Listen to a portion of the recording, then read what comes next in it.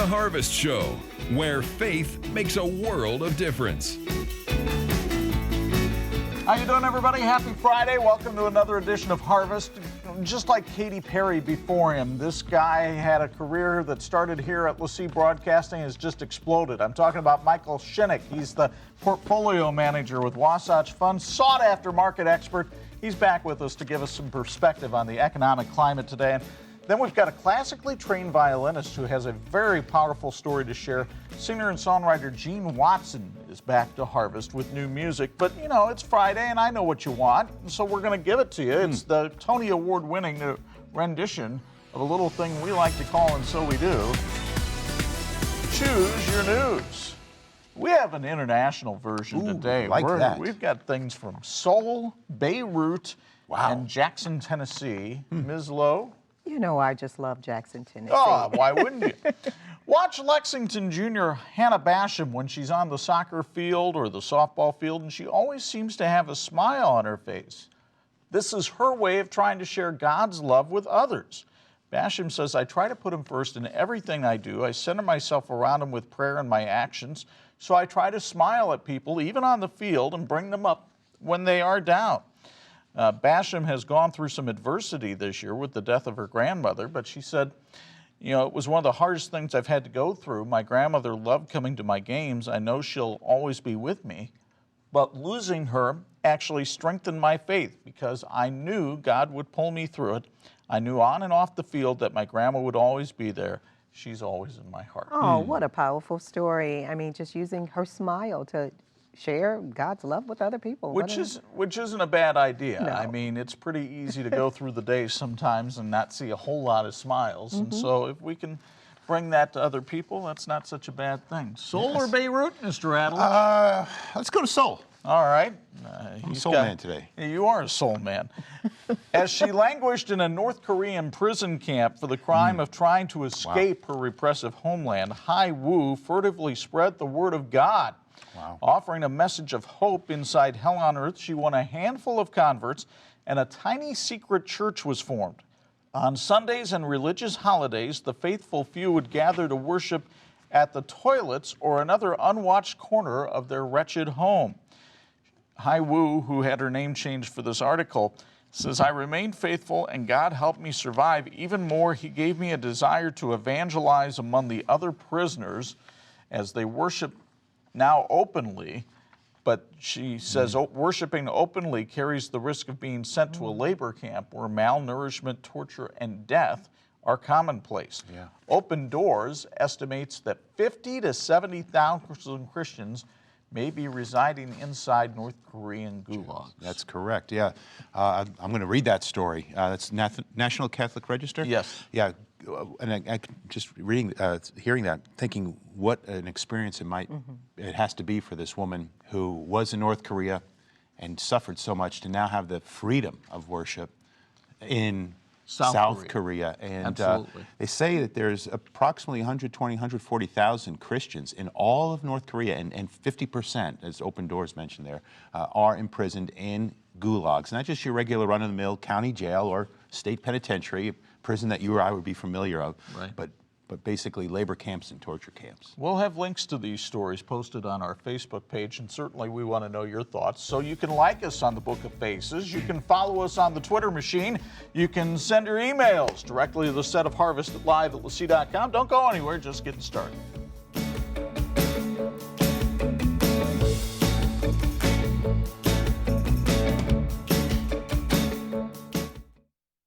Imagine a world where every man, woman, and child had a Bible. There'd be more love, more compassion, more peace.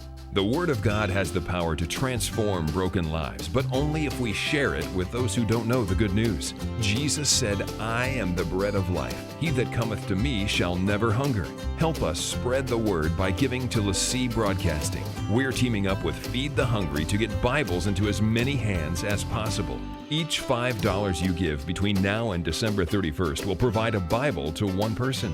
We need your help to send 100,000 Bibles to the people of Nicaragua, Uganda, and Honduras. A gift of $5 provides one Bible, $25 sends 5, and a gift of $180 provides a case release of 36 Bibles to those in need.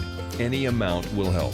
Please don't wait. Pray about your gift and then call 1-800-365-3732 to give today.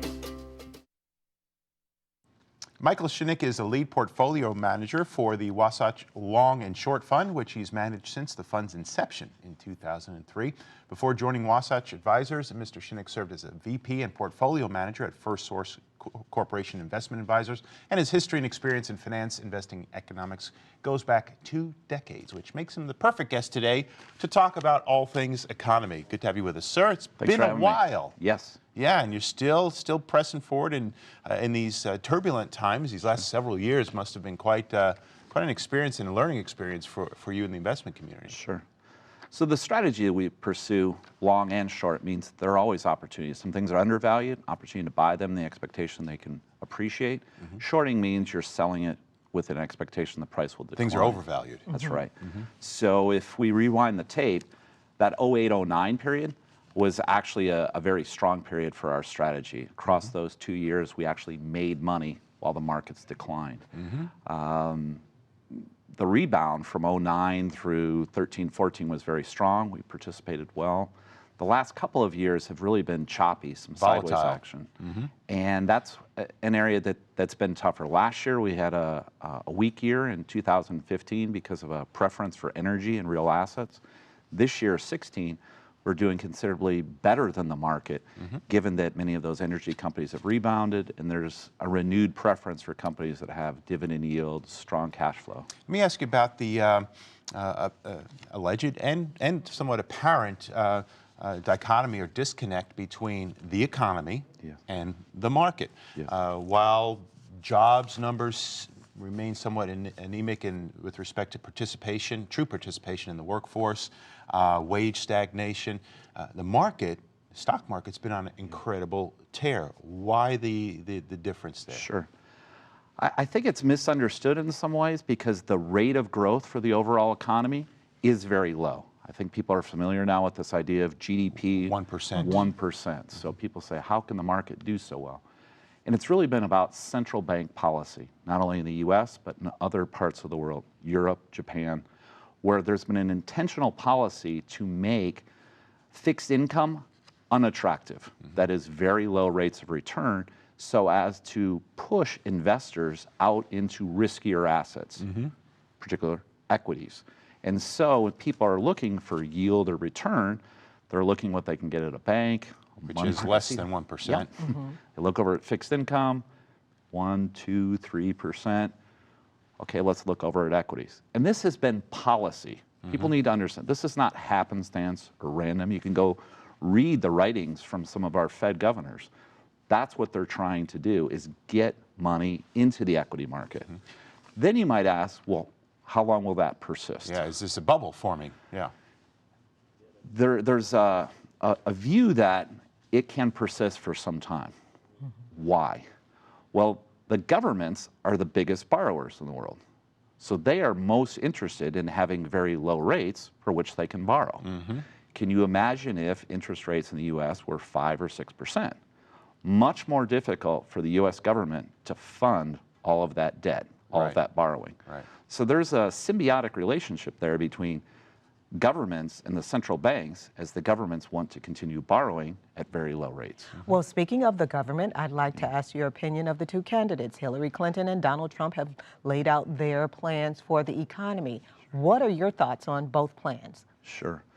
Or what would it take to improve the economy? I don't even want to put you on the spot with the two candidates. Let's not limit it to those two plans. Yeah, let's start with not getting into personalities or some of the very important issues, certainly you talk about on this program around the Supreme Court and other areas. We're on economy. With economy, I think we all agree this rate of growth is anemic, 1% or less than 1%, generally accepted. The question is, what do you do about that? Is it possible to have higher rates of growth? Unemployment is down at normal levels, 4 or 5%. That seems to be about as good as it's going to get. And so then you get into questions of tax policy, trade, and additional fiscal stimulus. Let's start with stimulus. I think there's agreement on both sides, likely a need for more stimulus. What does that mean? It's probably going to be infrastructure directed. I think people kind of common sense get. Shovel-ready jobs. We heard that story before, right? There are other areas for infrastructure. Those areas can be just roads, bridges, but some of those areas can be things like high-speed rail, rebuilding some of our airports, ports, containers that are moving from Latin and Central America. Electrical grid or the energy grid, yeah. And I think those types of things will get support. And again, this is not the president who does this. This is Congress. And I think many people understand that there's a need for additional stimulus. You get to tax policy. One of the big topics is how do we tax corporations, particularly overseas earnings? There's precedent in the past for having a moratorium to allow companies to repatriate or bring back money that's been earned overseas at a very attractive rate. Our anticipation is that will have some momentum in calendar 2017, regardless of who wins the election. So those companies that have large cash stockpiles, that's of interest. Which helps stimulate the economy. Yes, it does. I mean, this is money that's been earned by a U.S. corporation. They have chosen to leave it somewhere else because they don't want to have it taxed in the U.S. The argument is, we've made this money. We think we can invest it overseas, but it will take us a lot of time. We could invest it more quickly if we brought it back to the U.S., but we don't want to pay 30, 35%. Right. But if that rate was 5 or 10%, yeah, we're quite interested. We could do that rapidly. Tax policy also on individuals. What does that mean? That's going to take some time in my judgment. I think candidates are talking about that. I wouldn't expect to see any sort of changes in 2017-18. Will it be talked about? Sure. But policy changes? Not likely. I wouldn't invest based on that expectation. I do think there, as I talked about earlier, there will continue to be a preference for companies that pay dividends or returning cash to shareholders as people seek a very modest return in a low return environment. Whether you're talking about cash, bonds, stocks, people are saying, I want to know that I can get some return. And I think there's a ratcheting back in those expectations of mid-single digits. Let me ask you one last question. We've got about a minute left, and I'm going to put you on the spot, which I know professionals in your profession don't like to be put on the spot in this way. But for someone watching today, they've got a 401k, a 403b, they've got investment funds. There's a lot of talk and chatter about moving out of equities and into the more stable metals and things like that. Would you recommend someone just kind of approach that with a bit broader view? And is our equity still viable for the next 5 to 10 years? Absolutely. Well, let's start with what is an equity. That means individual, fractional, or share ownership in an operating business. We have private businesses and we have public businesses. A public business is an opportunity for an individual to participate in the earnings of that business. So if you think GE and Ford are still going to be around in 10 years, you can still be a part owner. Yeah, it's not just be around. You want to look at and what's profitable. the price you pay. And the price you pay with your expectation of return. There are companies out there that are trading at less than 10 times earnings right now. Which is a valuable, very valuable position to hold in that long-term position, that equity. Yes. Thank you so much. I wish I could just sit here and talk to you all day, because I love We'll this do it stuff. again soon. Let's do it again soon. To connect with Michael Shinnick, you go to wasatchfunds.com or go to our website, harvest-tv.com. You can find an easy way to link back to that information. Coming up next, classically trained violinist Gene Watson returns to Harvest with a powerful story and some new music to share. We'll be right back.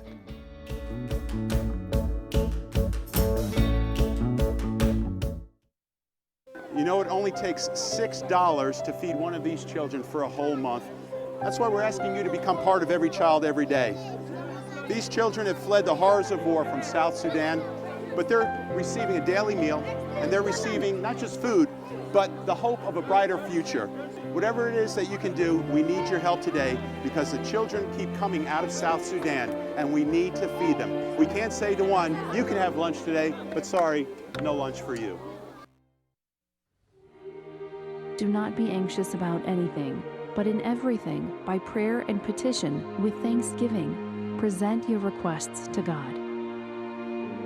Again, I tell you that if two of you on earth agree about anything you ask for, it will be done for you by my Father in heaven. Let us then approach the throne of grace with confidence, so that we may receive mercy and find grace to help us in our time of need. Here at Prayer Line, we devote ourselves to prayer. 24 hours a day, we are on watch and thankful for every call that we receive. We see each caller not only as a prayer partner, but another opportunity to see God move and lives changed. If you have a need, please call us at 1-800-365-3732.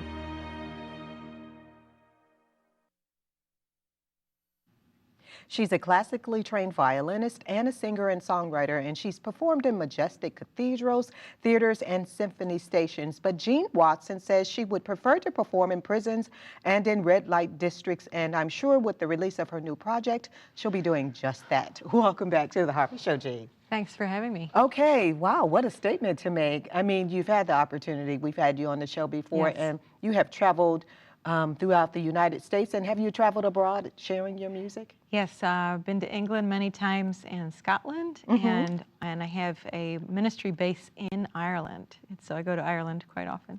Okay, so is it common, or do you know other classically trained violinists who are also singers and songwriters? I've heard of them. I've never met anyone that does both.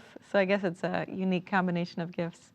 So Yeah. you say that you would prefer to perform in prisons and in red light districts and I guess in inner city areas. Why? It really makes me happy because I see the purpose of the music is much more than entertainment. Entertainment is fine, but what really makes me excited is when I see the audience impacted by God through the music. I know it's not the music itself that changes hearts, but there's something about music that can carry the Holy Spirit, carry the anointing of God and the love of God. And so I love to take that music into dark places and just watch it open a heart or soften a heart and prepare that person to hear about God's love. So what's the response like, especially from the inmates? It's powerful. I was in a prison just a few days ago, actually, in Virginia, and you're looking at people from all walks of life, and they're carrying pain, and they're struggling, and many times their hearts are closed. They're very defensive. So I don't have to say anything. In fact, if I did say anything, might close them even more. But I just pick up the violin and begin to play. Wow. And you just see the heart soften and open right away, and the eyes look up, and joy and comfort. Yeah. Isn't it true that music can go places we could never go or be Absolutely. accepted in? You can go into certain circles and just pick up your violin That's and right. start playing because, the violin is not prejudiced. The Right. violin, doesn't discriminate in That's any right. way. Music is just so powerful. Right, it's a universal language, and people respond. I think it's interesting the Lord gave me the gift of the violin. I feel like I didn't choose it, it kind of chose me. And the violin, I've read that the harmonic spectrum of the instrument is the closest to the human voice. So it's a very passionate, emotional instrument. Now, you mentioned Ireland and having a Yes. ministry there. What's that ministry about? Yes. Well, that started with a childhood dream. I always wanted to go to Ireland and made a picture of Ireland when I was a child that I still have today. And I can't explain that except it was a God dream. And one day I found myself in Ireland about 7 years ago. The Lord had miraculously opened doors, and there I was carrying my childhood picture. And it just seemed like it was the right time in Irish history for me to arrive. The walls of the Catholic and the Protestant church had really come down, and there's a generation of young people that are just hungry for spiritual truth. And again, the music was the door opener because I could play the violin and I could play Irish fiddle tunes, and which spoke to their heart. And so that opened the door to the Irish listeners. Now, is this your 6th or 7th project? This is it's number called 8. Wonder. Number 8. Number 8, I know. I'm behind. You I haven't know. been here for a while then. I'm losing count, yeah. So, Yeah. number 8. Number 8. Tell us about Wonder. Wonder was a creative accident, a God accident. We were in the studio finishing the last CD, and we just started messing around and playing some worship music. And it was just this incredible sound, and the producer started recording it. We had John Ellis of Tree 63 in the studio, and it was just one of those moments where you know God is doing something. So we kept recording. Michael W. Smith came alongside me. Peter Furler of the Newsboys got involved, and all of a sudden the sound is explosive. It's my violin, it's my voice, but it's also world music, exciting, passionate music that sounds like a movie soundtrack. And so we decided that God was doing something, so we finished it, and here it is. Okay, so I'm going to put you on the spot. Okay. Which do you do better or best? Okay. Violin, or do you feel like you sing better? I don't know if there's an answer to that question. I will say I love to sing. When I was in music school playing violin, I was so jealous of the singers. It's like, I want to do that. I know I could do that. Just let me try. And so singing is very easy for me, and it's fun, but I'm never quite fulfilled. It's like, but wait a minute, let me get the violin out, you know. So I think there's part of me that's invested in both, and I'm never really complete with just one. Well, I guess I should have said, which one do you prefer? Okay, Yes, so right, both. so we'll see. It's both of them. Now, do you ever teach violin? I have taught violin many years, and I've taught singing, and I've taught piano. I've taught a lot of music lessons, but now the Lord has me so busy with ministry that things are shifting, and I have a few students that have become like family to me, but that part of my life is definitely moving. As you talk about being busy, are you married to? I am. Yeah, a Yes. chaplain? Air Force chaplain. And yes. wow, what's that like? And how do you guys, do you do ministry together? And does he travel? Oh, does he play violin? Oh no, no. He says he wants lessons someday. Well. We have another God situation in that our marriage is unique. He is serving right now in San Antonio, Texas. So we're not even living in the same city. We have one calling, but 2 assignments right now. So most people would say, well, that's not possible or practical. But with God, He makes it possible. And He is very invested in my ministry. We do it together. He's on the phone with me all the time. He's always praying. And He shares God's calling with me. He's very passionate about what I do. So if He can be there physically, it's wonderful. But even when He's not, He's a tremendous support. Wow, Gina, Yeah. it's always great to catch up with you and to find out what you're doing with that violin. And to connect with Jean or to get a copy of Wonder, you can go to jeanwatson.com or go to harvest-tv.com for a link to the new project. Again, it's called Wonder. Harvest continues in just a moment.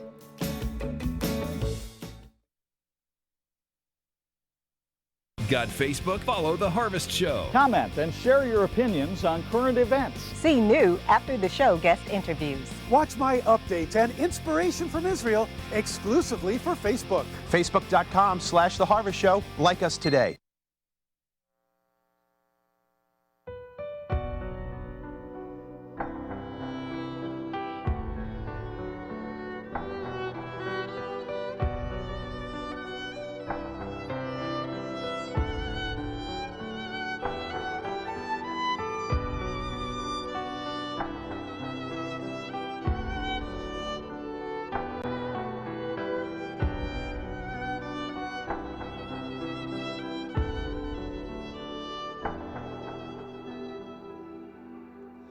I'm in the river that flows from your throne, water of life, water of life.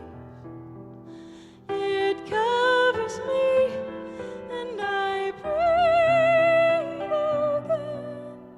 Your love is breath to my soul. I can hear your voice as you sing over me. It's your song of hope, breathing life into me. I can feel your touch as I come close to you, and it heals my heart. You restore and renew.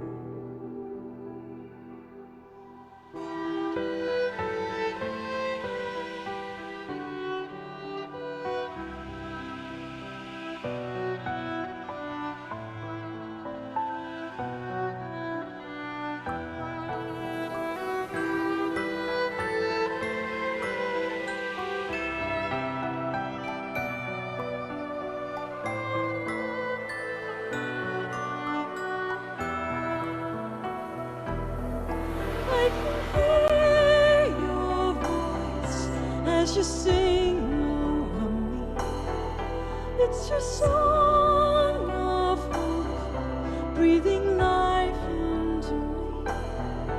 I can feel your touch as I come close to you, and it heals my heart. You restore and renew.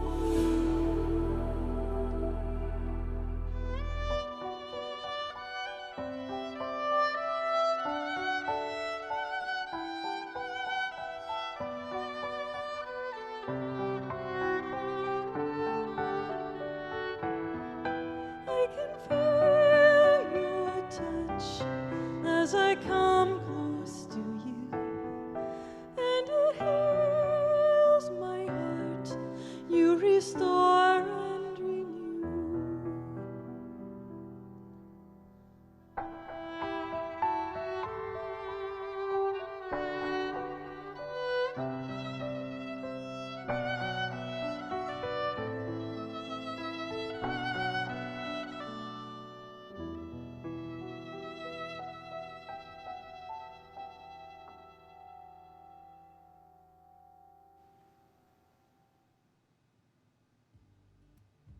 The LeSEA prayer line is available to you for prayer 24 hours a day, 7 days a week. You can start by giving us a call at 1-800-365-3732 or send it in through prayer@lesea.com.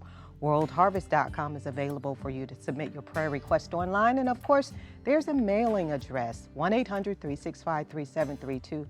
That is the number for prayer. You know, Chuck, we had an amazing show today. Jean Watson was with us, and she'll be back with us on Facebook Live. Well, that's the exciting thing about it is with our Facebook followers, you're going to get a lot of extra stuff coming up this weekend. We've got an extra song from Jean Watson that's a Facebook exclusive for you. And we're going to get to hear from Brian Bush as to his regular Friday conversation of what's going on from the Holy Land. So for those of you who are big into social media, you get a special treat this weekend. The rest of you got to come on back on Monday for another edition of Harvest.